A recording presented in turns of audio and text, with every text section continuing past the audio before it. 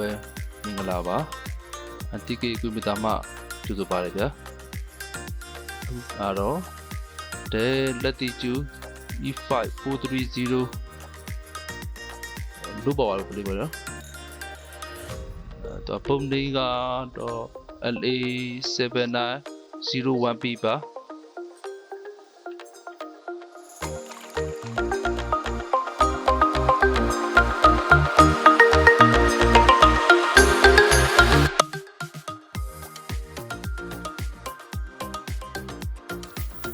သူက Power Online လို့ရှိရင် Power မီးနေပေါ့နော်ဒါပေမဲ့ပုံမတက်လောက်ပေါ့နော်ဖန်လည်းမလဲဘူး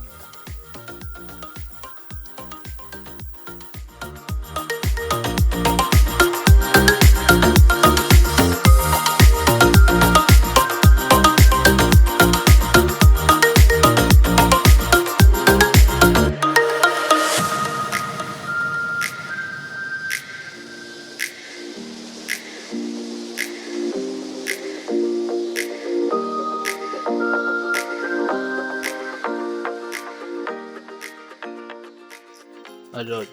ကျွန်တော်တို့ဒီ Dell laptop လေးကိုတစားစီဖြုတ်ပြီးတော့ပုတ်ကိုတစ်ချက်စစ်ကြည့်မှာဖြစ်ပါတယ်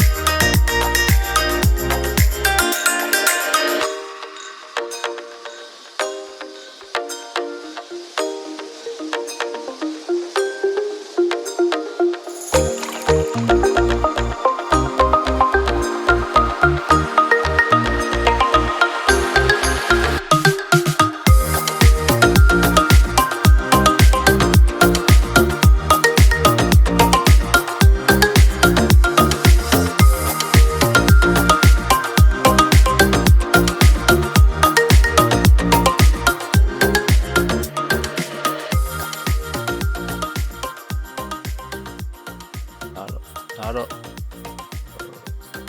အသာဖို့လေးပေါ့နော်ကျွန်တော် power on ထားတဲ့အခြေအနေပါဒီပုံမှာကျွန်တော်တို့3 volt တွေ5 volt တွေနောက် red volt တွေကြောက်လားဆိုတာကိုမီတာနဲ့ထောက်ကြည့်မှဖြစ်ပါတယ်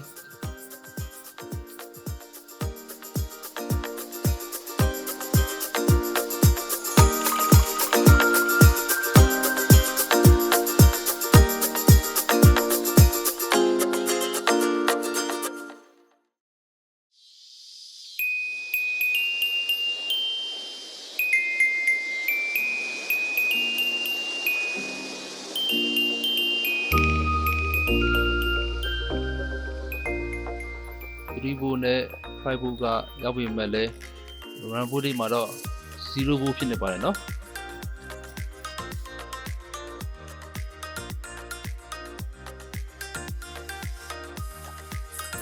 ဒါတော့ကျွန်တော်တို့ RAM volt ပြဿနာကိုဖြေရှင်းပြီးတဲ့အခါမှာတော့ဘုတ်က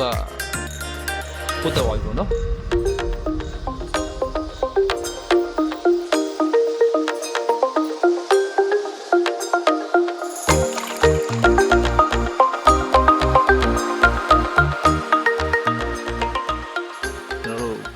သွားပြီဆိုတော့ရုပ်ထွက်လာဆိုတာကိုကျွန်တော်လည်းမှန်တဲ့သက်စမ်းမှာဖြစ်ပါတယ်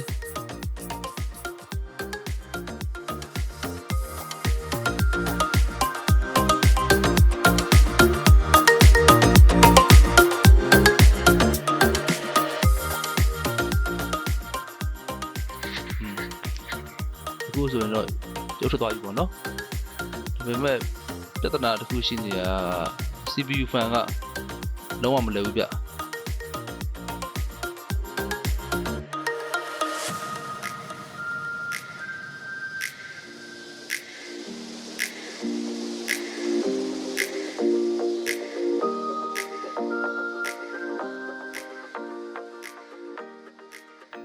တော့ကျွန်တော်တို့ CPU fan ကိုတန်းကြည့်တဲ့အခါမှာ CPU fan ရဲ့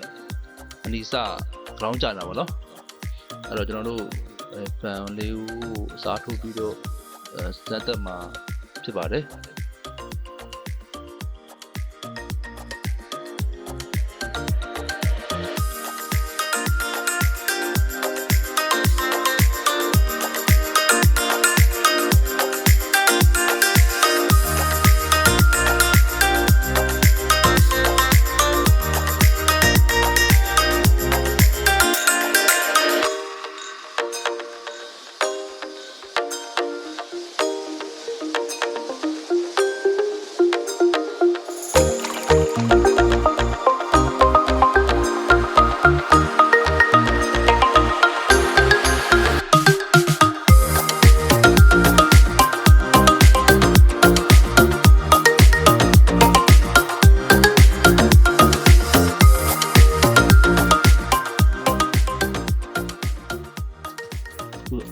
ဆိုရင်တော့ကျွန်တော်တို့ CPU ဖန်နဲ့လည်းတော့ပါပြီပေါ့နော်ပုံကလည်းတက်နေတယ်ပေါ့နော်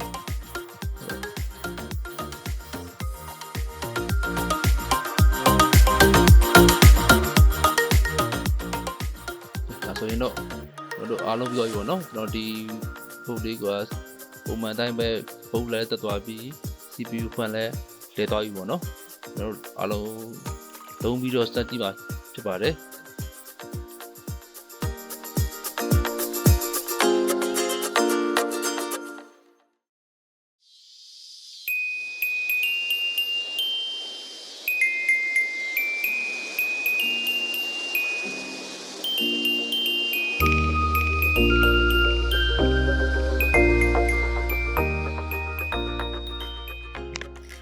ဒါဆိုရင်တော့အားလုံးအကွေဝိုင်းပေါ့နော်ကျွန်တော် Dell laptop လေး no power service လေးအဆင်ပြေသွားပြီပေါ့နော်